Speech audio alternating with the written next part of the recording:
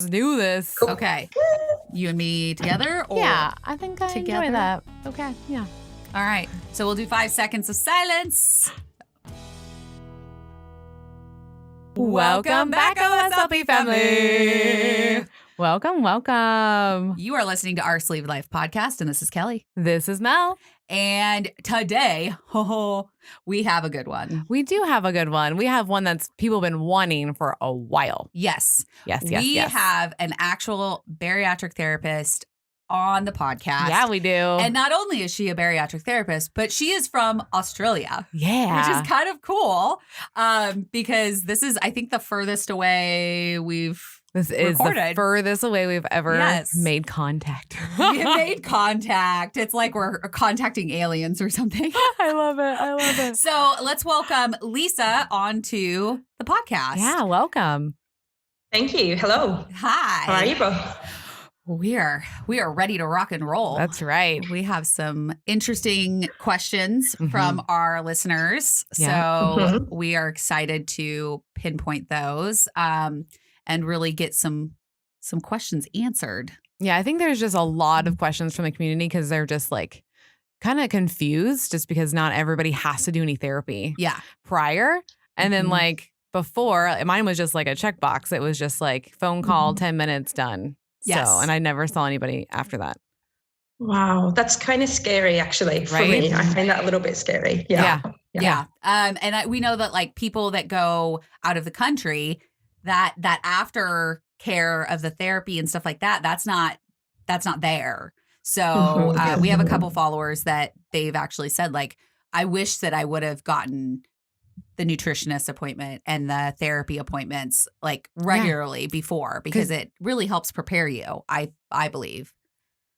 Yeah, absolutely. It makes such a difference when you have a whole team of support network on board. Yeah. And I did 6 months of therapy and I feel I still struggle, but I feel like I was better prepared for what was going to happen versus Mel, who had one appointment for 10 minutes. Well, because I feel like I had probably like 5 to 6 meltdowns and breakdowns. And do you think you had any of those because of the food and the emotion with the food? Well, it's kind of hard because I can pinpoint one exact meltdown. Okay. And it was when I was still married. Well, I'm still married, but when we were still together. And I don't know if it was like us fighting or if it was a breakdown because of the weight loss. But I know it was a big one. And like everything was rolling through my head of like, well, I can't do this. I can't do that. And just feeling very overwhelmed. Yeah. Yes. Yeah. So I can pinpoint one. Yeah. Mine was like 5 to 6 of them of like, Which is a lot. yeah. That's how I realized I have a problem with food. I was like, this seems more than normal. Yeah, no, totally. So Lisa, can you tell us what a bariatric therapist is and what they do? Yeah. Yes. So bariatric therapists really just specialize in, so me personally, I've only ever worked in bariatrics. I've never done any other type of counseling. I didn't specialize in this after doing something else. Is literally it. This is my jam. This is all I do. This is it. So for me, it's really about working a lot with body image and emotional eating and unpacking reasons as to why we may end up in a bigger body and then reasons for wanting to change that and really just shaking off all the social stigma involved with all of it. Social stigma for being in a bigger body, social stigma for wanting to change that. It's just horrible the way society kind of judges and then we internalize all that and it gets really murky. So really just being able to unpack how it all intertwines and how our relationship with food intertwines with everything that's going on in our world. Yeah. I like that unpacking That term Yes. because that's peeling back the layers. like an onion. Like an onion. Yeah. You know the Shrek term. But yeah, that's kind of what you do. Going through 6 months of therapy before I was like the first couple appointments, was like, okay, like what, how was your childhood? Like, how is this? Like, how do you deal with food? And then as the like third appointment midway, it was like, I really started understanding what I was doing and that I was in control of what I put into my mouth. And that was the biggest like light bulb moment I can think of when I was in therapy. That makes sense. Of saying like, oh, it wasn't just the medication. It wasn't just my diseases. It was my control of putting whatever I wanted in my mouth. And so once that like kind of clicked over, I think I was able to deal with everything a little bit better. I would imagine that'd be super helpful. Yeah. To have that. To kind of come to that realization and have a professional help you come to that realization, not just breakdowns in your living room over the fact that you can't eat food. Bedroom, shower, whatever works. Yeah, it's funny you say that over like that you can't have the food, because there is a lot of kind of grief and loss style counseling involved as well, because it's a relationship. Your relationship with food is a relationship. And suddenly if someone takes that away from you and that's your only coping mechanism, you're kind of left high and dry. Like, well, now what do I do? Because I can't use that as a coping mechanism. So I'm stuck. And if you go into surgery without having anything planned, then those meltdowns are going to happen because it just hits you out of the blue and you're like, shit, now what, Yeah, exactly. Yeah. I know that my relationship with food was very like control based. And so once that was taken away, it was like, okay, what else can I control? And so that was my relationship. And it wasn't so much emotional as it was just that like that control aspect. Yeah, I would say mine's reversed. Yeah. Yeah, because after surgery, I felt freeing that I had control over my food. Oh. It felt nice to know that all I had to do was do protein here, veggies here. I got to hit these numbers, and I'm a numbers girl. But if you guys know me, you know that I love numbers. So like, it felt like a whole new like way of living was like, it was lighter. But because before I had no idea why I was eating so much. I just thought I was like, this is just what I do. Nope. Didn't realize that there was like a whole connection to it. Yeah. Well, and the hard thing is that food is everywhere. Yeah. So it's not like you can just be like with alcohol, you're like, if you don't drink, like you can just be like, okay, well, I don't go to bars. I'd rather not be around people but with eating, like you have to eat to live. Yeah. Yes. Yes. And it's about kind of reclaiming that relationship with food, I think, because, you can't, no two humans in the world eat the same. No two humans eat identical. Yeah. So you can't kind of script something and say, here you go, mass populations, eat this. It's not going to work. So it's kind of like, well, what do I actually enjoy? And making sure that those foods fit, as well as everything else, that you're still working towards your surgery goals, but reclaiming that kind of for yourself. Yeah, definitely. When do I want to eat it? Why do I want to eat it? And then going for it in that way, I know that I have an issue right now with eating at night. And we have come to the realization that I do it when I restrict all day because I know that I'm going to like do that binging or I'm going to eat in the middle of the night. And so I restrict myself so that I can make I can control You're planning. it. Yeah. I can control it. That's exactly what it is. Yeah. And so what are some tips to kind of help with that kind of? I think that's actually, there's something called night eating syndrome. And I think it's something defined by I think if 25% of your food consumption is overnight and you fast in the morning, that is actually it's a syndrome, they're calling it night eating syndrome. So it might be worth a Google as well to look into kind of the science behind that. But yes, some tips and strategies that I would kind of be looking at if you wanted to change it, like if it's making you unhappy doing that. Looking at the reasons kind of like, okay, what's happening here? What's underneath? What emotions am I trying to kind of suppress or numb? Okay. Because there's probably more to it going on underneath, and it's just a coping strategy. It's just food is there. It gives us that instant dopamine hit and it makes us feel good about ourselves in that moment. Yes. And then we reflect on it later, and then we start to have kind of that guilt and shame can creep in, and you start thinking, why did I make that food choice? So I think exploring it with curiosity and compassion. Give yourself some space to just get curious. What's going on here? Why am I doing this? Do I like this? Is this fulfilling something in me? Not beating yourself up, not with shame and judgment, just curiosity. and then give yourself some space to explore it nicely. Yeah. I like that though. Don't be a bully to yourself along the way, because it's tricky enough to navigate this stuff. So just get curious, first of all, and then think, I'm going to explore this and I'm going to be nice to myself along the way. And then start thinking, like eating now, what do I want to eat? What am I actually craving? Is it a packet of Tim Tams? Sorry, I don't know if you guys have Tim Tams. What is that? We do not have Tim Tams. Is it Tim Tams? Tim Tums? Tim Tams. Tim Tams. Tim Tams. I'll send you some. They're good. Oh, okay. We'll take some. Yeah. A couple of biscuits. Okay, so, do I want a packet of biscuits? Is that what I'm going for right now? Or is there something else? Am I sensing that I need some connection? Is this just that it helps me feel relaxed and this is my time out? Is there something else that could give me that dopamine hit? And it's not about replacing this for that. I'll just have a glass of water instead. That kind of stuff doesn't work. And sometimes we're human. Life is complex. Sometimes the biscuits are going to win. But if you give yourself the element of choice, you might actually sit with it and realize that's not even what I want right now. What I really want is just some relaxation or time out or time in connection. Or I want to do something else that's going to give me that dopamine hit. I actually just want to put on a face mask or paint my nails and make myself feel good about me. Yeah. Because this isn't making me feel good about me. And then if it turns out it's one of those really crap days where you're like, no, the biscuits are the only thing that's going to cut it, then you've given yourself permission to do so. So there's no need for guilt and shame to creep in.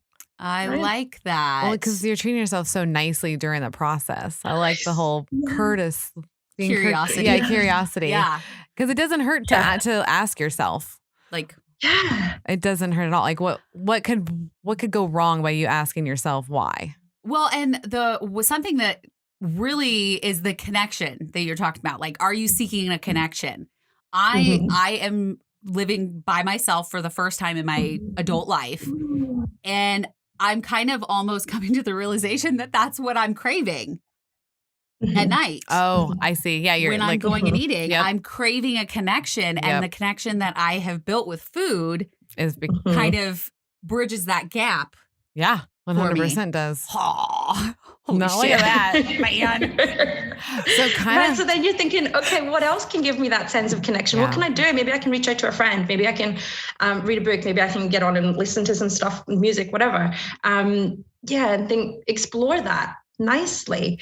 Because if you don't do it nicely, you just beat yourself up. And then when you beat yourself up, we use food to self-soothe those emotions again. And it's kind of a vicious cycle. Just kind of sit with it and be like, oh, what's going on here? I'm going to get curious. What other options can I give myself? Oh, I like that. I'm going to make a list of options. There you go. For myself. That's like, okay, you don't need to eat. What do you need? What can you do instead of that? Can you go on a walk? Absolutely. Can you call a friend? Can Yeah, there's clean the house. Just distract yourself. Yeah. Because I can easily clean the house for an hour and then I won't be hungry. So, well, it still wants to be something you enjoy, right? You don't want to be punishing yourself out of eating. Yeah. So something cleaning makes you feel good. I'm not one of those people, but there are people out there that love cleaning. I wish I was one. I do. I enjoy it. I enjoy it because then when I look around, everything's like put in its place and I feel like I'm in a comfort zone. When it's not clean, I feel a little like spazzy. Yeah, because for me, it's like an achievement for the day. Yeah. So if that's done, it's that whole, I don't know who said it on the TED Talk, but like making your bed in the morning. Oh, yeah. Yeah, I have a feeling you knew what I was talking about because I was like, that's a big deal. Like if I make my bed in the morning and I like pass by it every day because I work from home, like it's good. It's clean in there. I did that. I did something. Yes. Yeah. It's instant gratification. Yep. And it does make a nice space for you so you feel more organized and that type of thing. So if it's something that you enjoy, indulge in that, make yourself enjoy it. But make sure that what you're choosing as your replacement for food is still something that's enjoyable. It's not a punishment. It's not to just create a distraction to keep you away from food. It's what else is going to give me the dopamine hit? What else is going to make me feel good about myself? Okay. I so like that. Kind of stepping back here because you've only done bariatric therapy. How did that happen? And why only bariatrics? Yes. Okay. So I did, I had a 4-year counseling degree and I got to 3 years and thought, I don't want to do counseling anymore. Okay. And then I thought, now I want to go into nutrition. That looks really exciting and new. So then I thought, well, there's no point in going doing a whole new 4-year degree in nutrition. What I'll do is I'll go back and finish the counseling and then just do like a master's of nutrition, which would be a much shorter process. Oh, that's a cool when option. I went back to do the counseling, I ended up getting put in an internship with a bariatric psychologist. Oh, perfect. Oh, nutrition and psychology go together. Yeah. I still did the master's in nutrition, but used all of that nutrition knowledge and worked in the kind of bariatric field and tried to find a way to marry the two together. Wow. I like that. Yeah. Having a background in the nutrition and understanding a lot more about the pre-op and the post-op diet stages really does help complement, I think, the psychology behind how difficult some of that can be. Okay. Okay. Yeah. What is the main difference between like general counseling versus bariatric counseling? Yeah, so general therapists can definitely, they're skilled enough to be able to help through that type thing. But if they don't specialize, it would be like someone coming to me for something like grief and loss or something that I just don't work in. Like, sure, I have tools that I can give them, but I don't specialize in it. Unless you really know what's going on in that bariatric world. And I think as well, because there's just so much, every man and his dog thinks they can give out nutrition advice these days. Yep. There's so many kind of influencers and stuff just giving out advice that I think it's really easy to fall into that trap that if you're just a general psych or a counselor, therapist, whatever, you kind of believe mainstream societal views and infiltrate in a negative way. Yeah. Because the general population don't really get it when it comes to all that stigma and fat phobia and all that kind of stuff that happens, diet culture. That can really be perpetuated through people's work, unknowingly doing more harm. Yeah, like subconsciously, because they're seeing it, they're surrounded by it. It can actually cause a bias and it causes a problem, even for them. Wow, that's interesting. That is interesting. I didn't know. Yeah. I didn't really think of it that way. And I like that you said everybody and their dog, not everybody and their mom. Thank you. Just because I love my puppies. So yeah, I just wanted to give you a shout out there. That's so cute. That's so cute. So when it comes to the reason why we become obese in the first place. So kind of stepping into that diet culture kind of area and like environmental, society, genetics, this was your question. It was. Yeah. Because it's more or less like, what is the difference? Because that we know there's people out there that don't ever have a problem, everybody has their vice. We get that. But like with food though, it's different. Like we have this full on relationship. So I just don't know, like, are we different? Is there something going on that can be preventable, not preventable? Like what makes this more of a obesity, I guess? Yeah. And it's so complex, because there, like you said, there's so many multi-layers and things that contribute to obesity that you can't pinpoint one kind of reason. But I guess for the most common thing that walks through my door as a counsellor in the clinic, I tend to see kind of two streams of people. The first is people who have been chronic dieters for their whole life, and often people whose mums put them on diets when they were really young. Bless, when we know better, we do better, but it happens. And what we know now, what research shows is actually that most diets lead to weight gain. 95% of diets will lead to weight gain. So people tend to, I'm not sure if people will be able to see this, but we start kind of here, we start fairly neutral and we're feeling a bit shit about ourselves. So we go on a diet and we lose that weight. But eventually we will eat normal again because we're human and that's life. So we put it back on and a little bit more. And then we're feeling shit again. So we go on another diet and we lose more and put it back on and a bit more. And slowly over time, we end up all the way up here. Oh, no. That was me. Okay. That's exactly what happened. Yeah. Yeah.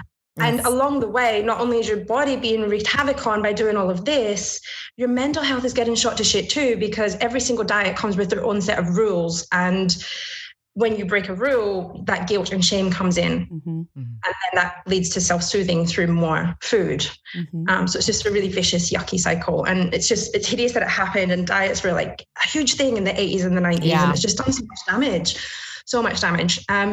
So I see a lot, like 90% probably of my clients have that kind of chronic dieting history. That's a high rate. Yeah, I didn't think you were going to say 90. Yeah. Yeah. I was like 60, 70. That makes sense. But yeah. I mean, the majority of the people that we listen to or that we talk to, they've done diets. They've done every diet out there. Yeah.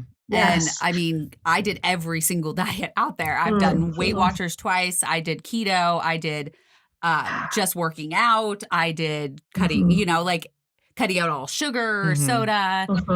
And every time, like I'm thinking about it and I'm like, yeah, I lost it. And then I gained it plus more. And then I lost it. And then it's that exact thing.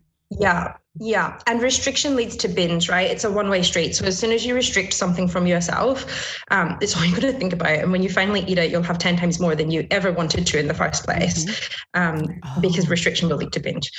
So knowing that kind of like surgery is not a diet and post-surgery, all food's fit, but you get to decide how much and what and when.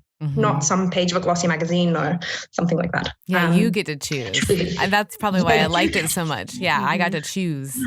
Yeah.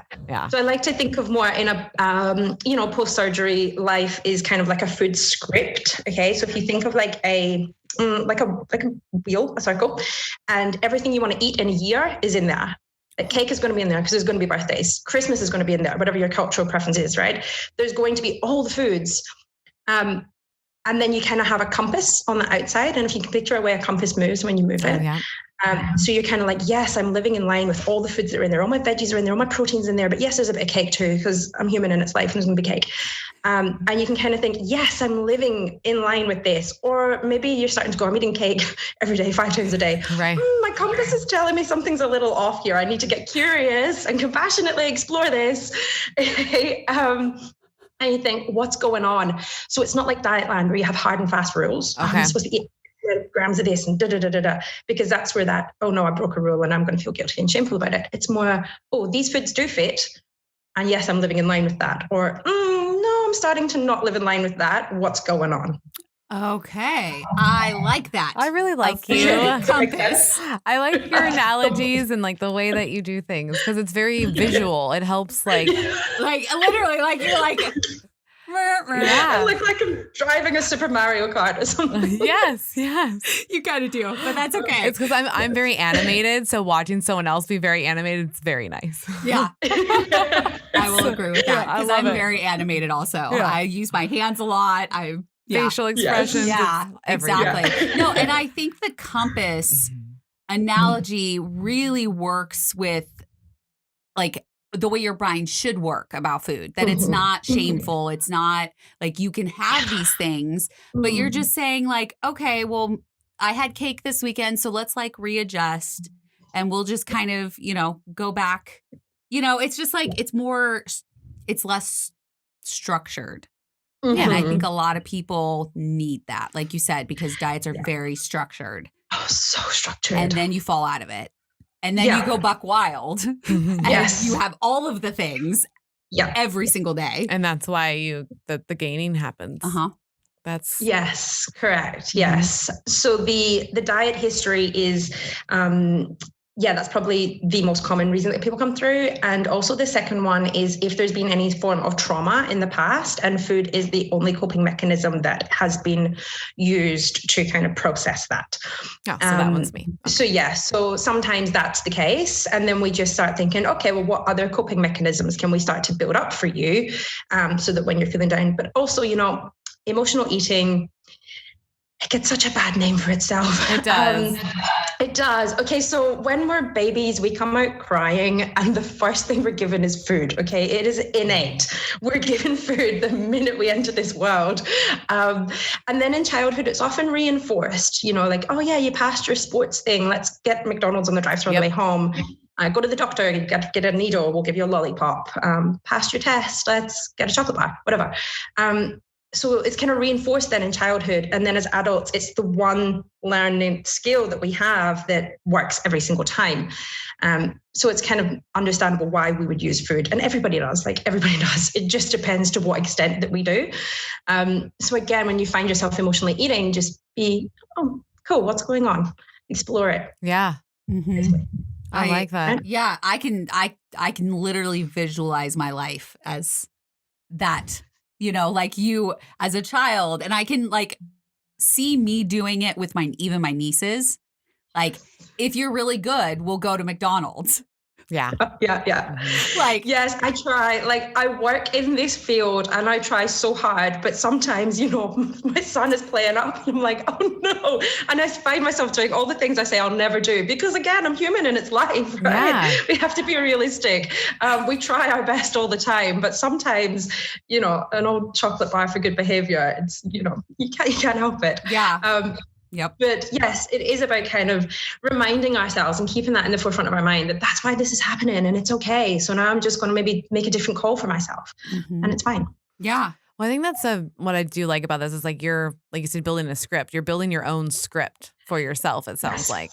And what I like about that, and I think I'm going to start using this to other people, is like, how people be like, why are you eating that? Yeah. They get like an attitude about like what you're eating. You're not supposed to be able to eat that. It's so weird. And I'm just like, this is my script. This is what I do. Like, why do you care? Like, I'm just doing me. I'm making my own decisions and this is what I'm going to do. And if I'm going to eat half a cake, that's my choice. Right? And I'm going to eat half a cake. And if I want to take 2 hours to eat a salad, I'm doing it. Leave me alone. Yes, the comments from other people. I work with, I do have a handful of people who really struggle with the comments. I mean, it happens. People just feel like it's okay to comment on bodies and body sizes, food choices. It's weird. It's a weird thing that people have. So if you're listening and you're a supporter of a bariatric friend, don't comment on their food or their bodies. It's never okay. It's never acceptable to anybody. And it really irks me that people feel like it is okay because it's not. So real boundaries, really set those boundaries. Like my body, my business. My food choice is my business. Like, I like that. My body, my business. My body, my business. Yeah, I like that a lot. And I grew up in a household where like that was actually we were all bigger, like the whole family is, but that's one thing we never talked about each other's like food. Yeah, you guys were very like set, like. You didn't talk about each other's food. Like you ate what you ate and that was your choice. Yeah. Like that was the one thing. So it is weird now when I get it all the time, especially in the first 2 years of post-op. I was like, leave me alone. Like, what is this? I think there also is a difference between curiosity and questions versus comments. Yeah. So, because I'll get questions like, well, what do you eat now? Or how much of that can you eat? Or, like they're honestly like just curious about the process. And that I find okay.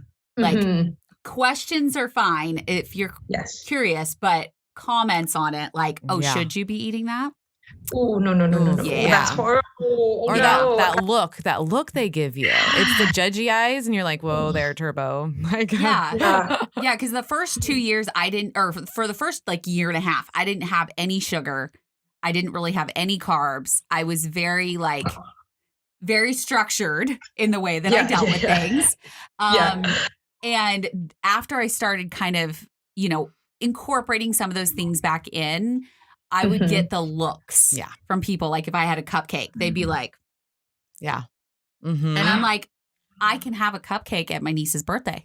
Yeah, I totally can. I can have 2 if I want to because it's my choice. It's not your choice. It's not on you. Like if I gain 5 pounds, that's my choice. Yeah. Versus like, I don't need the look. I don't need the judgment. Like I've gone through a lot already.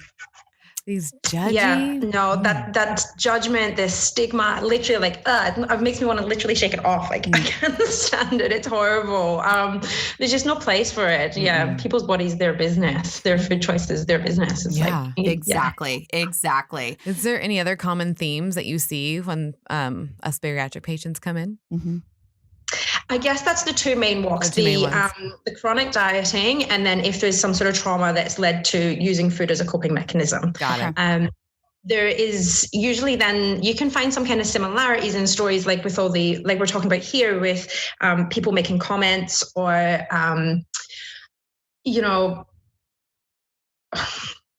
no, it's gone. Sorry, lost it. It happens all the time. I'll be like, no, you don't know. I don't even know. I don't know.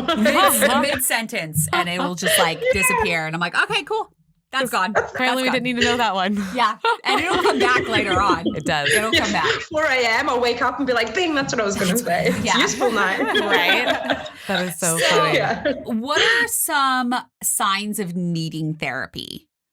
Okay. After, or even before, yeah. after, like, what are some signs that you really need some extra help? Yeah, some red flags. Yeah, I think if you're really any point where you're just struggling, obviously the decision-making process around getting surgery, you want to be 100%. That's a question I ask people. How much percent are you committed to this surgery? And if they say something like 80% or 99%, I'm like, whoa, brakes on, because you need to be 100. What's going on with that 1%? So yeah, the decision-making process, it's not an easy decision to make. It can be life-changing. So you really want to make sure you're 100% committed and you've made an educated, informed decision about what it's going to look like afterwards for you. Needing support networks, obviously, depends how your family and friends, sometimes they're supportive, sometimes they kind of sabotage us. So yeah, exploring some of that and exploring just relationship with food. You want it to be a positive one. This isn't Dietland. You don't want it to be punishing. So you want to make sure you're feeling happy and at peace in your head, no inner conflict, one thing saying this, one thing saying that. You really want that inner peace. So if there's any kind of noise in your head, talk it out. Talk it out. Okay. Well, I think for me beforehand, I didn't even realize I was doing anything wrong. I didn't realize I had any problems. Like, I felt like I was happy. I felt like I was pretty confident. Like, I didn't realize that, like, oh, there was something happening here that just wasn't shown to me. Like, because looking back, like, your family just brought this food. My husband's a great cook. He just cooked food and but we enjoy food together and we go to restaurants and try different foods all the time. And like, I just didn't know like what was the connections until afterwards when the restriction happened. So it's just like, it feels weird because you have to really actually check in with yourself. Yeah. Like, yeah. Well, I feel like that's what therapy is. Yeah. Like you're doing a checkup on yourself and you're checking in. And if there's a problem, you know, if it was your car, you would take it to a place to get it fixed. And that's what therapy is. I like that. Yeah. I think. Yes. Yeah. I like to think of it like going to the dentist. You know, you don't need to wait till you need root canal. Sometimes we just go in for a clean. Don't wait till you hit crisis point. Check it. Even if you feel like you're at the top of your game and you're winning at life, you're motivated, you're confident, you're feeling good. That's also a really good time to go to therapy because we can unpack all of that. And then in the future, when things aren't going so good and you hit a little dip, then we go, okay, well, what was all the things you were doing back then when you were feeling great? How do we start to get some of this back? So even going to therapy when you're feeling really good can be helpful. That makes sense. Of future-proofing. Yeah, I've never heard that. And I kind of really like that. Yeah, it's like it's preventable care on your brain. That's what it is. Yes, that's it. I love it. You don't need a trauma to happen in order to go to therapy. Yes, people. Do you hear this? Yeah. Yes. No, you can go at any time. And everybody, there's always stuff going on in our lives, right? There's always stuff to talk about and how that impacts how we feel about ourselves. Yeah, definitely. Yeah. I relate to that because my family was always very pro therapy. You know, anything happened, like my mom was right there, like, okay, we'll book you a therapist. Like, and I mean, I had some shit therapists. Like, you did. I had one fall asleep while I was talking. No. I was so mad when that happened. Okay, yeah.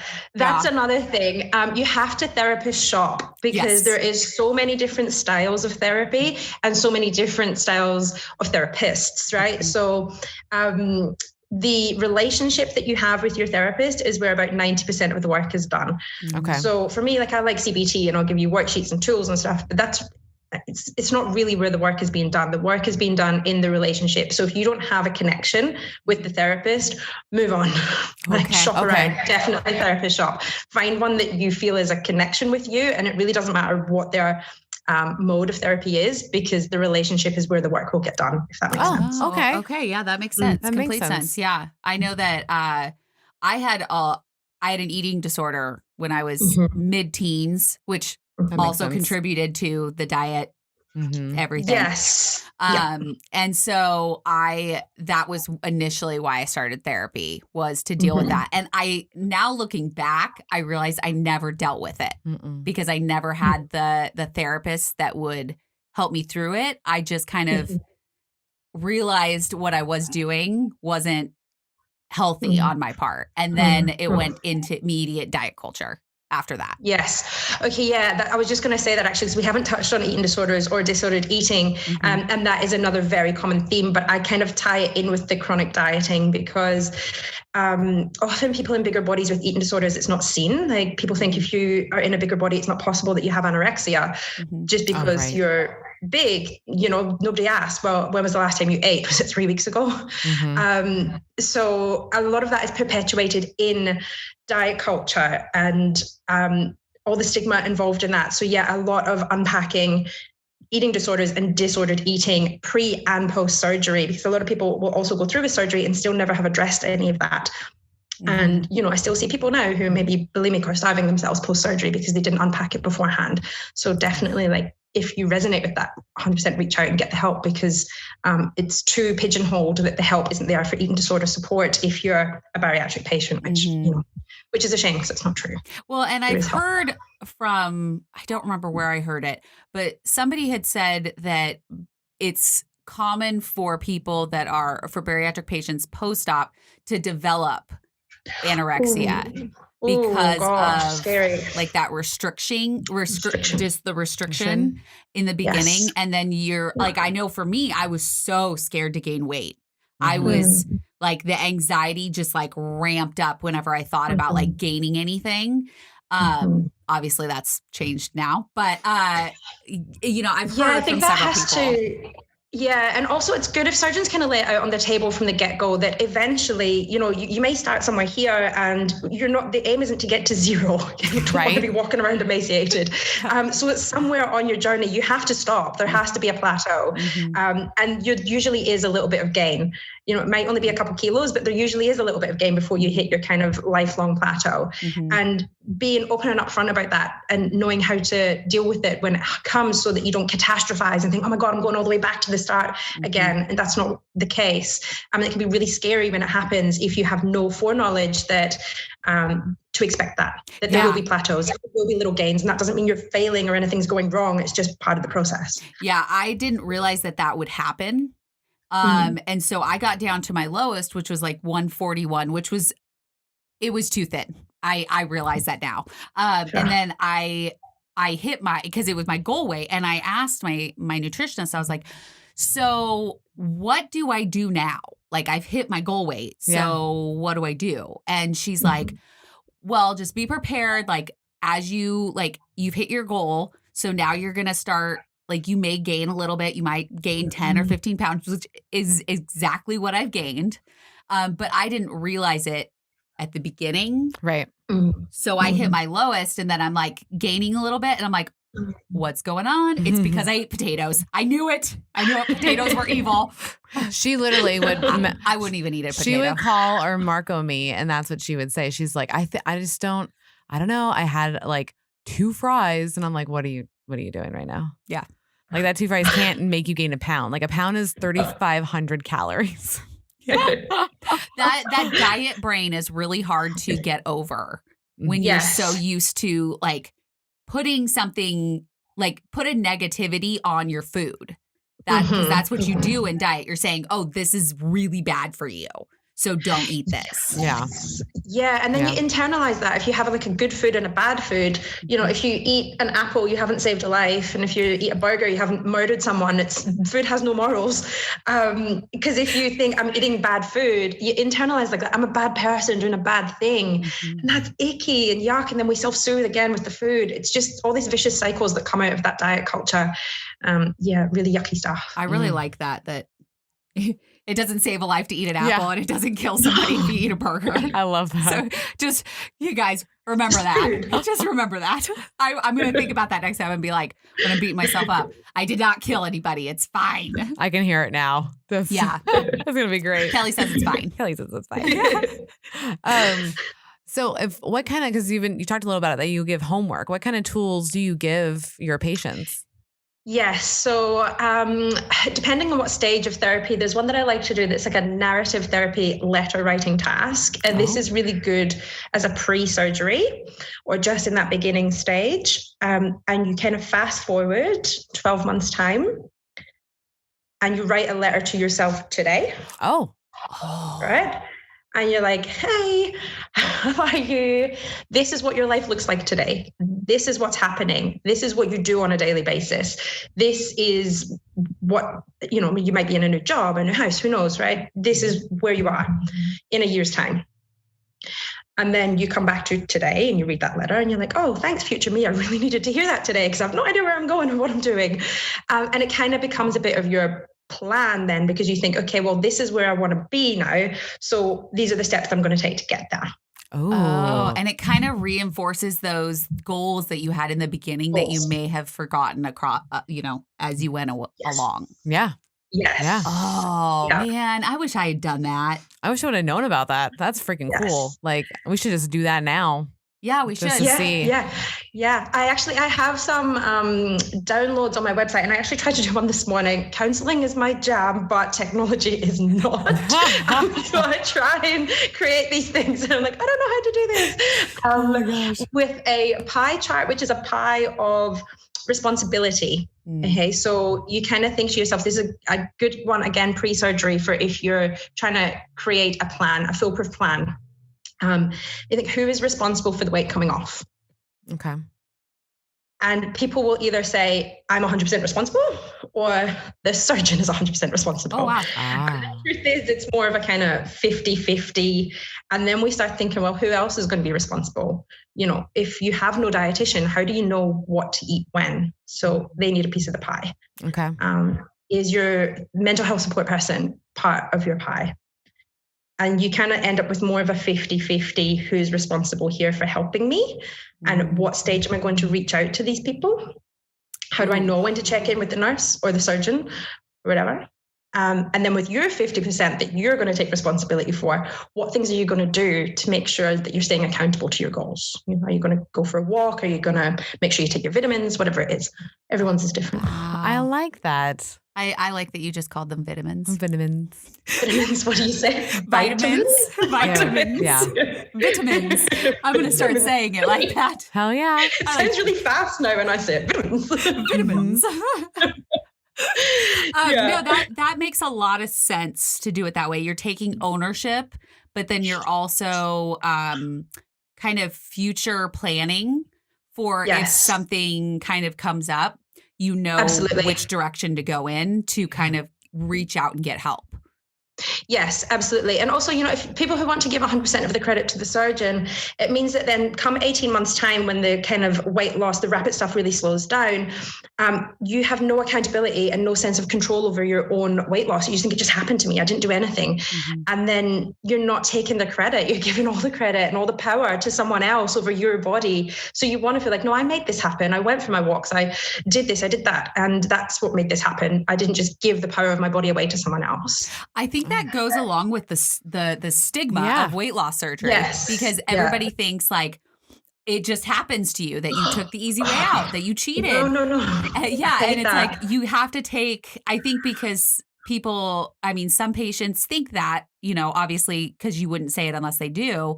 It just comes off. I didn't do anything. And so then that is what that stigma is pulling from. Oh yeah. Versus saying like, yes, I did this. I worked out. I ate the correct things. Like I stayed on plan. So you have to give yourself credit when credit's 100%. Due. Well, and some people just judge us just because like some people are really good at their meal planning to where like they don't really need to work out. Like we've seen these people, we know who they are, and that's awesome that you can do that. My body does not like that. I have to have all the things going. Yes.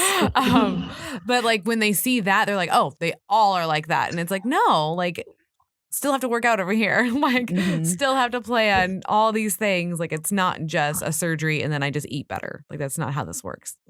Yeah, there's and it's the hardest way out. It's not the easiest way out. You've had to try every single thing up until that point, and you've had to face all the stigma and discrimination along the way. It's actually, there's nothing easy about it. No.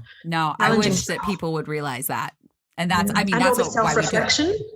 Yeah. Yeah. Yeah. It's not easy. It's hard. It's the hard way. It's very hard. And you're like physically changing yourself on the inside so that you can make better choices. And it's not just, some people say like, I wish, actually we talked to somebody that they kind of hoped that they had been able to do it without surgery. Oh yeah.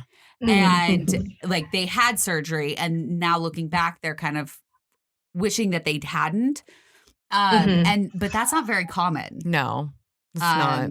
But I think that, a lot of us make that decision, like you said, 100%. You're in and you're physically changing your insides so that you can make a better decision. It's just, I wish that there was something that kind of outlined everything that went into this process. Yeah. Yeah. Well, because I think what I get frustrated with is that like, say, you're Joe Smo off the street and like, have you talking to this person and be like, have you ever just all of a sudden had a drastic change where you have to change your mind and body at the same time? Yeah. Because that's huge. It's like getting hit by a car. Like it's all of a sudden, boom, you have to do all these things. And now like you're almost a different person. So, like I know I'm very different than what I was before. So it's just frustrating when they say that it's the easy way because it's like, it's not a button to where everything's changed and you're just same thing. Yeah. It's not that way. It's not a button where you just like push it, all the weight falls off. You have a beautiful, gorgeous body. And, because then I would be like, yes, it's the easy way out. 100%. 100% I will take that ownership of that term. But it's not. And it takes you, some people, it takes years to get to their goal weight. Or, once you get to your goal weight, then you have all of this loose skin and you're having to save for plastics and you're constantly still not comfortable in your body because of that. So there's a lot of that goes into it. 100%. I mean, that button. Yeah. And nice. Checking in with that body image along the way. Like you want your head to keep up with your body along the way too, so that you don't end up in a smaller body with all the same amount of dislike and, body dissatisfaction and body image issues as you did in the beginning, because you keep shifting the goalposts on yourself and just finding something else to beat yourself up about. Yeah. Oh, I do that. That's an interesting take. I definitely thought about it like that. Yeah. Okay. Like shifting the blame. Interesting. Okay. Yeah. Because I constantly pick out the things that I don't. Like I'll be Marcoing her and I'll be like, oh, I hate my arms. And I'll be like, sit there and like do this for like 5 minutes. And I'm like, or like my stomach or my legs or, like it's whatever I've pinpointed on that day that's like out. And it's like, instead of just enjoying the fact that I've lost 100 pounds, over 100 pounds, like I'm continually picking out those parts of my body that I don't like. Yeah. Cause recently we had I thought it was a great little like reel. I can't remember exactly what it was, but you're like, I look pregnant. And I'm like, no. Oh, it was that red dress. I don't understand how you even look pregnant. Like literally it was a front view of you and you look flat and your boobs were just up. Like, I don't understand. Like, why did you even think that you look like? Because that's what I do, apparently. Yeah. I just like... pinpoint. Yeah. Negative self-talk and just finding the next thing to beat yourself up about, because it's comfy. It's comfy to stay in that place where we're mean to ourselves because it's familiar, and it can be challenging to be nice and kind to ourselves because that's unfamiliar. So it's kind of like, oh, I'm not sure if I'm comfy here. It's starting really slowly with just a bit of, gratitude. I'm so grateful for my arms because I can hug my friend today. This is cool. Right? Who cares what they look like today? That type thing. Just start with gratitude and slowly build from there, because we're not going to turn around one day and just wake up and be like, whoo, I love my arms. Right? Yeah. It just doesn't work that way. No. But when we start with gratitude and thinking, okay, what can my arms do today? I can hug my friends. I can reach for things. I can eat something. Like, this is nice. Start with that gratitude. And the more you build on that, the less that little voice in your head is there kind of giving out. Yeah. Oh, no, I think also with that, like, I think as a society, like there's a very thin line between like, liking yourself and then like that negativity, because you don't want to be egotistical. Yeah. Or be like self-involved because you take all these photos, and it's like there's certain times where I'm like, oh, I really like my hair today. Yeah. Good. I love those days. But then I think, oh, is that egotistical? But I think that society, like, I don't want to get a big head, or like I'll look and I'll be like, oh, I look kind of thin today. I like it. And then I'll be like, I got to talk negative to myself because I just talked positive.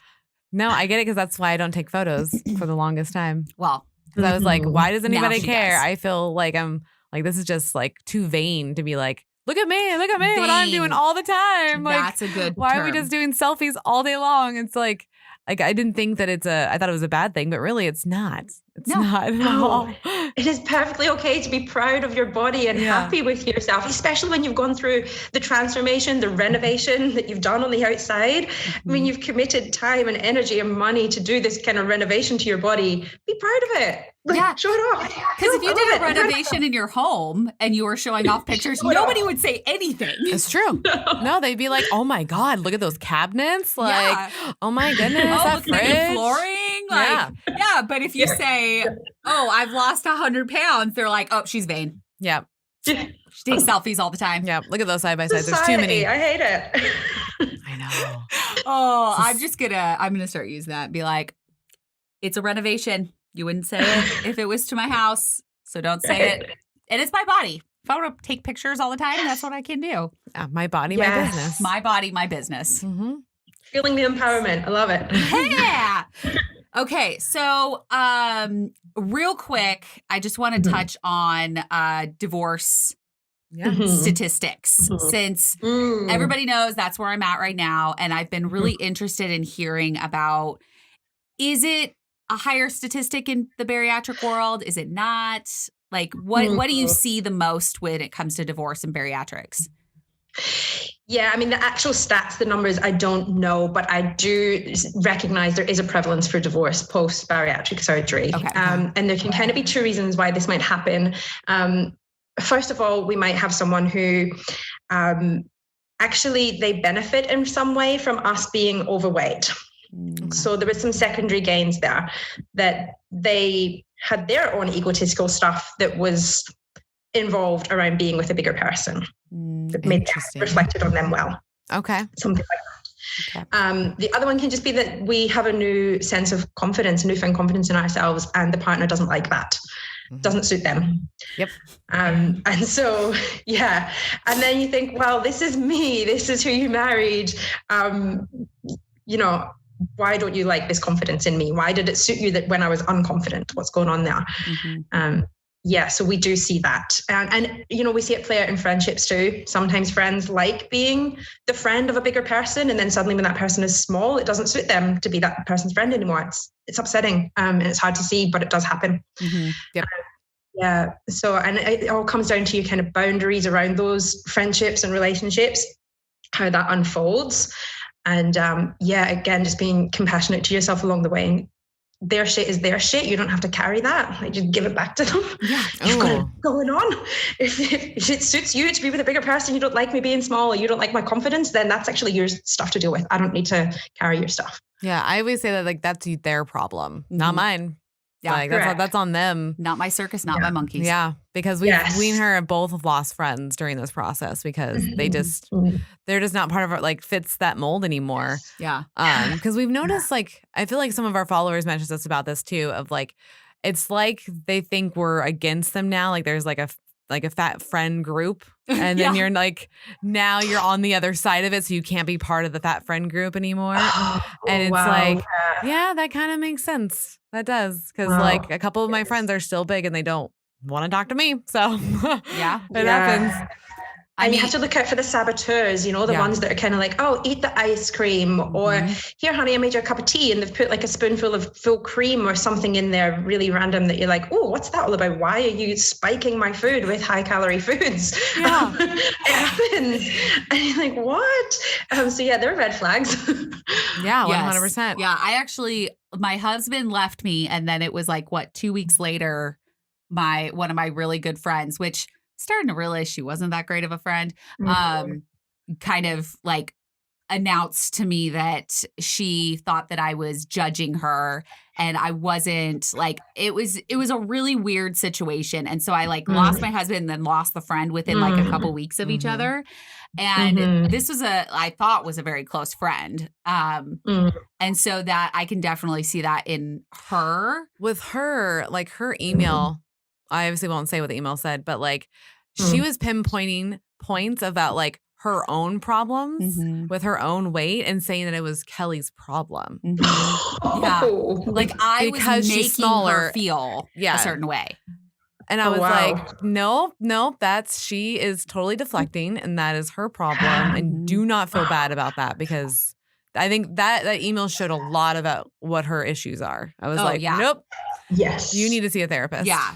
She was like, I cried to my husband every night because all you would talk about was your weight. And I was like, pretty sure I don't. I mean, I'll take the podcast. I talk about the podcast all the time, but I don't just talk about my weight. And I was like, and if you're crying to your husband every night, shouldn't you talk to me? Like, shouldn't you have a conversation with me? Like, because I had no clue that this was even happening.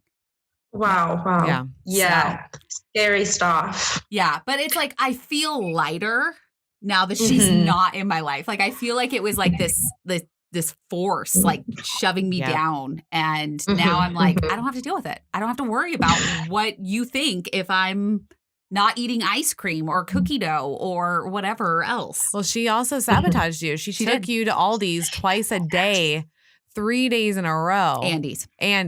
Yeah. Wow. For ice cream. Custard ice cream. So like that's a lot. I mean, like once while you're there, fine. But like you're only there for like 5 days and you guys went 3 different times. Yeah. That's crazy. She's like trying to plump you up. Yeah. Well, and she did ask, she was like, do you care if we go? But it's like, obviously if you go, I'm going to eat ice cream. Like I don't have that willpower when it comes to Andy's custard ice cream. Like if we're there, I'm eating it. That's about it. So, but then also my future ex-husband, he also used those same tactics. So like, it wasn't like, oh, let's get you a kid size instead of a medium. It was like a full on, like I can't eat a medium, but did I push myself? Yes, I did. Of course. Yeah. It's real red flags. And it's really horrible once you start to see it because you've gone so long unseeing it. And then bariatric surgery can really bring it to the forefront, bring it to light. But again, don't let the saboteurs win by engaging in that. And also then don't go away feeling bad about yourself and then needing to self-soothe through food because it's like, what is that saying about someone being angry and then you drinking the poison or something? I don't know that one. Yeah. Like if someone gets angry at you, if you're angry at them, you're just drinking the poison. It's not actually affecting them. Oh, yeah. So it's kind of the same. If you go off then and start, secret eating or sabotaging your own surgery goals because you're feeling bad that you're having an argument or your relationship is falling apart, then you're just doing damage to yourself. So you're kind of letting them have that. And it's never going to feel good. And when we know that food is our coping strategy and then suddenly we have relationship problems, food is the number one go-to. So again, it's just kind of be nice to yourself and figure it out in other ways. Yeah, I know that when I had gone to therapy right after my husband left, and something that she said very much stuck with me. She said, when this divorce is over, do you want to look back at that time and look at it with that you handled it with grace and that and that you were kind to not only yourself, but the decisions you made. And that stuck with me because there's certain things where it's like, I could definitely be a little, petty. I will admit it. But for the most part, I feel like I've handled this with grace. Oh, 100%. And with compassion of like where we're both at.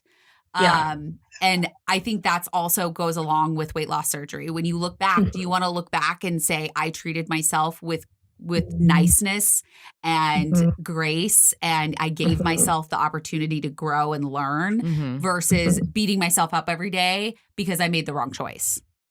Correct. Yeah. And it has a huge knock-on impact as you go. And it just takes more practice to be kind and graceful to yourself because it doesn't come naturally. What comes naturally is beating ourselves up. And that's our comfort zone. So it can be challenging to step out of that and be kind to ourselves. But the more we do it, it's like riding a bike. It's a skill set. We have to practice and practice and practice and practice until it comes more naturally. Yes. Do they teach you kind of like where does that come from? Like, why are we so negative to ourselves? Yeah, I don't know. I'm not sure. Is it like a female thing? Does that come from, remember all those glossy magazines that we used to get? I had to read them when I was a teenager. And now I look back, I'm like, those things should be illegal. I don't even know if they're still out there. I hope they're not. Cosmo. You know, yeah. Back in the day, yeah. Yeah.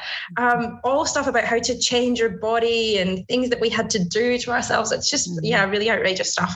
And I think that's probably where it stems from. Okay. That makes sense. Those were, I'm not trying to be rude, guys, but that was totally ran by men. And that is yes, it totally was. There was no women CEOs back then, guys. Yeah. Because we wouldn't be that much of an asshole to ourselves. No. So. Remember those sealed sections and you had to rip off the little thing to get the access to the sealed section? Yep. Yuck. And lots of like eating disorder stuff in there as well. Yep. Yeah. I think, honestly, now that you're saying that, I think that's where I first learned about eating disorders. Like, and how to have an eating disorder, and like that was even a thought in my head that was fine. I did not know that until health class in 9th grade. I had no idea what an eating disorder was. And then I would like pay attention to my friends because they would tell you in high school, like, listen to your friends when they go to the bathroom, check on them because something might be going on there that you just don't know about. Yes. Yeah. Actually, this is a bit of a feminist tangent, but I remember there's this Naomi Wolf quote that says, if women weren't so preoccupied with body image and dieting, what else would we have been able to be thinking about when we weren't filling our minds with that? So if you can picture over the course of your lifetime, since high school, whenever this sort of stuff happened, the amount of times you've been thinking about your body, your food, your body image, your diet, if you were thinking of something else instead, would there be a gender pay gap? Because we would be accelerating ourselves as women, because our minds would be free to think about other things that men don't have on the same level. Men definitely do have body image issues and all this as well, but not to the same extent on a societal level. It's not perpetuated in the same way. Yeah. So would that gender pay gap be there if I hadn't been thinking, what else would I have done with my life if I wasn't wasting it thinking about my body? Well, I'd be the president. Yeah, like we'd be ruling, right? We'd be ruling agreed with me. Yeah. Because we'd be ruling the world because that's the deal. Like we've been like trying to be controlled. Like women have been trying to, as much as like, we're in 2021 and we don't want to believe it. Pay gap is like starting to like finally, get to equal. But like people don't want to really believe, oh, hey, guess what? There was a whole time we couldn't fucking vote. There was a whole time that we couldn't have jobs until World War II. And then we actually went and got the jobs. And then when they came back, they put us back in the house. Like it was like they literally controlled what we did at all damn times. And then they controlled what we read, what we ate, what medicines we can have. The fact that there's a whole line of like women diseases and disorders that we didn't know about till like 90s and in the 2000s because they just thought we were lying, we're hysterical, like we're liars. Why? We're the mother of your fucking children. Why are we liars? I don't get it. Well, and I know that my grandma, she actually was hospitalized in like the mental hospital because she had depression. Like it was just depression, but she was actually hospitalized for it. Yeah. When, she was probably in her, I think my mom said like 30s. So, I mean, it was she's like, been gone for quite a few years now. But still, like, that's ridiculous. Like, people suffer from depression. Yeah. I suffer from depression and it's, you take a medication and like, sometimes you got to check in with your friends and you have those things, but it's not like, I told Melanie, like, I'm feeling kind of down. Okay, well, you need to get checked into a mental hospital. Immediately. Like, well, I don't know how to deal with you. And we were just talking about how like my time is different because I used to always like prep for like what I was going to be doing. Like where if I was going to sit somewhere, am I going to be able to fit there? Like there was all these like emotions and anxieties that were having in my head that like no one knew because like they can't be up here. So like, but I don't think any of us want to be up there. Right. But because like once after surgery happened and I lost the weight, like I don't have to think about those things anymore. It feels really freeing that I don't have to be like, oh my God, is someone going to say something in this outfit? Or like, am I going to be uncomfortable in the movie theaters? Like, am I going to sweat too much? It's summertime now. Like I didn't wear dresses back then. And I love love dresses now. Like ladies, if you don't like dresses, just wear them. It's like a nightgown you can wear outside. And put bicycle shorts or yoga shorts underneath because it tucks it keeps you all like contained. And then if you like bend over and like your butt shows or anything, or you fall through a gap in chairs like Melanie, you can like, you're not flashing everybody. It's a true story. I did that last week. Yep. But it's true. Don't buy the Spanx, ladies. Just get buy bicycle the shorts from like Marshalls, TJ Maxx. They're super cheap. So I wear them under all my dresses. Yes. Because it's just better. Sorry, random tangent. Yeah. But question about body dysmorphia versus body image. Because there's a lot of differences, right? Or so I guess body dysmorphia is when you're viewing your body as different from what it actually is. So you might be in a particularly small body and you see it as big. You might be in a big body and see it as small. Body image is taking negative emotions out on certain parts of your body and using that to beat yourself up. Oh, that's a good way to Does that make sense? Yeah. So you're not looking in the mirror and seeing something physically different. You're using your body as a reason to berate yourself and make yourself feel like shit. Oh, okay. That makes sense? Yes. Yeah. Completely. Yeah. Okay. That's so relatable. Yeah. Like, so body dysmorphia, I felt like I had it big and small. So like I used to tell people, because I used to tell people like, I felt like my brain would just stop seeing how big I was getting. Like I didn't know until I saw some photos like months later and be like, oh crap. Like I don't feel like I look like that. Like I don't think I look in the mirror, I don't see that big person like that. But then now I see the big person, not the small person. Yes, right. So that's like a body dysmorphia thing. And I can relate. I remember after I had my son, like the next day in hospital, I was like, oh my God, I look like an Olsen twin. I'm so small. I'm tiny. What the hell happened to me? When I look at photos, I'm like, no, I still look 6 months pregnant the day after I had him. What? But because it happened so quick, and like surgery, it happens quick, right? This literally happened, the next day I had my baby, but surgery can happen really quick too. And it's hard for the head to keep up. And so that's like a body dysmorphia where you see something literally is very different, whereas body image is taking out negativity and targeting it at your body and using that to kind of perpetuate feeling like crap about yourself. Oh, wow. Okay. That's good to know. Now we can actually like define it and use it correctly. Yeah, because I know I relate with that. Your brain just kind of shuts off at a certain point when you get big, because that was the defining moment of me picking surgery.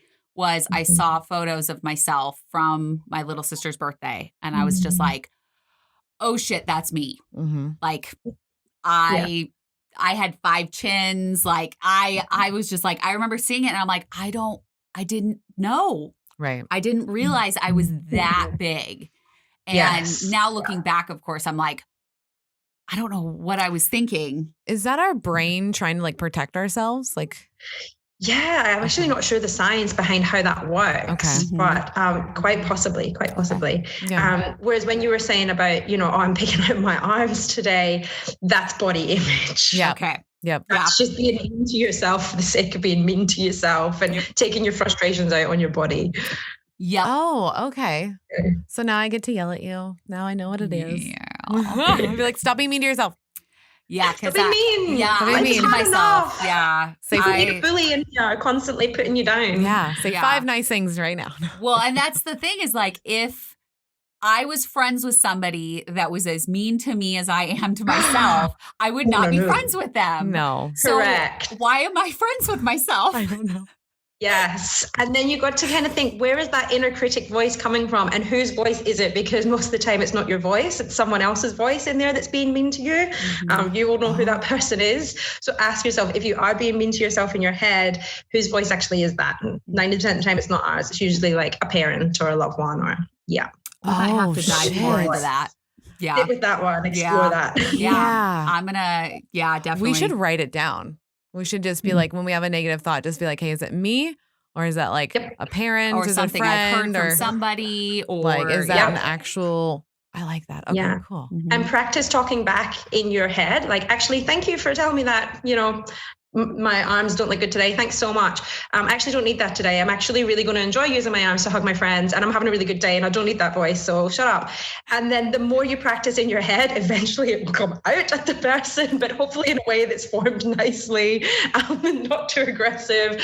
And you'll get stronger and stronger at being kind to yourself to silence that inner critic, and then developing those boundaries in the real world to actually say to people like, I don't really need that toxic stuff coming into my head. Love it. That's a great way. All right. I feel like we might be missing something. I feel like we're missing a lot, but I feel like we may need to do a second part to this. I think we do. There's like so much more on this list. Oh my goodness. Would you be okay with doing a second part? Yes, we could literally talk for days. Yes, okay. I think so too. Okay. Because I'm really enjoying this conversation. Yes. And we definitely going to have to do it again because there's so much more questions. And I love like your analogies. You make it very relatable. Yeah. Because it's not clinical with you. So no. So I think that's the difference is that sometimes, it's been hard trying to find therapist people to be on because like, yeah, you're right. If you don't gel with them. And that's why I think like you could totally be our therapist because we totally gel with you. Yeah. And then there's other people that we message and talk to that were like, probably not. Not so much. Not so much. Yeah. And they're way more clinical jargon is just like, what's the point? Even I don't understand clinical jargon a lot of the time. It's not relatable. It's not real life. It's not down to earth. It's too hard. Yeah. My eyes glaze over. I don't, I'm like, I just turn off. Yeah. You turn yourself off. Yeah. So, okay, well then with set, we're going to come back. Yes, we will have a second part with, I'm so excited because there's so much more like I want to talk about. And it's just, that like we could expand on all these subjects. Seriously, Lisa, we love you. Yes. Like this has been super helpful. I love you guys too. Like I think you came in our lives at a perfect time. Because like I think both of us needed to hear some of these things to get us like mentally back on track, back on track. Yeah. Because we have been beautiful. We've been pretty mean to ourselves, I would have to say. Okay. Shake it off. Shake it off. Yeah. Literally. Just shake it off. You're supposed to shake it off. There you go. I just was thinking like, oh, that's Taylor Swift. Shake it off. And then I started playing in my head. So I was a delay of the shaking. I'm like, literally shake it off, Mel.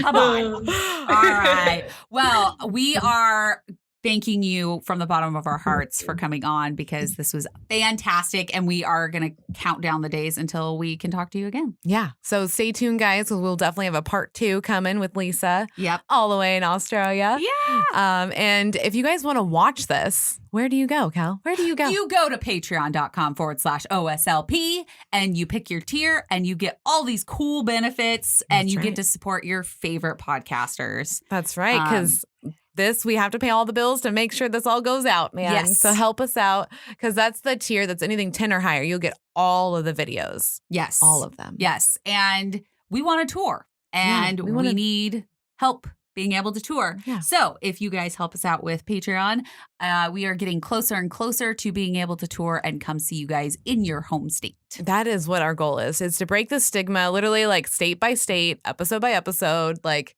let's do this damn thing because. And give you all big hugs when we see you. Oh, I can't wait to give hugs. All right. Well, we will see you guys next time. Bye.